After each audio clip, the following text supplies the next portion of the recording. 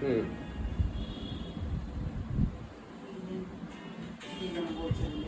তারপরে না বলে কি এগুলো সব কানা, হ্যাঁ। এগুলো সব কানা, হুম। কানা এখন কানার অজুহাত। হুম।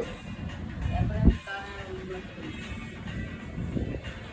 মারে বলছে কানার অজুহাত করে। হ্যাঁ। ও মানুষের পর্যায়ে পড়ে।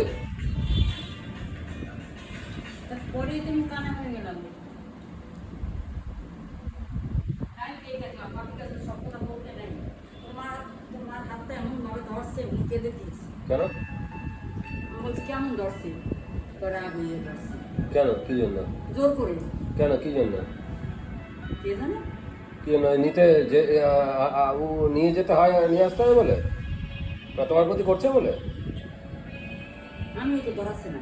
হ্যাঁ মা, এখানে কিসের জন্য মা? কিসের জন্য মা? ওই তোমার প্রতি করতে হয় বলে? হ্যাঁ। না আমাকে ধরেছে বলে, তোমাকে ধরেছে বলে। তোমাকে ধরতে হয় বলে? হ্যাঁ, মানে তোমার প্রতি করতে করতে হচ্ছে বলে?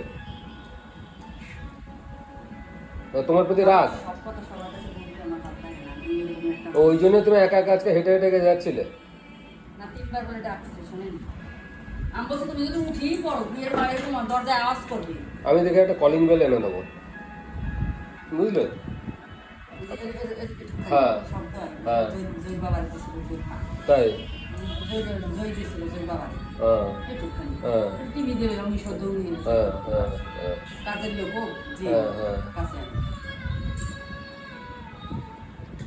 ওটা মা পারবে না। হ্যাঁ, পারবে না কেন? পাশে থাকবে মাথার তলায়।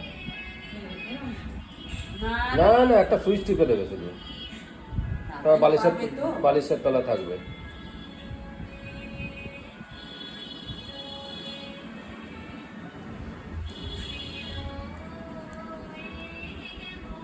না, বাবার মাথা ঠিক আছে মা, ও কোনো কালে ঠিক ছিল বলে আমার মনে হয় না।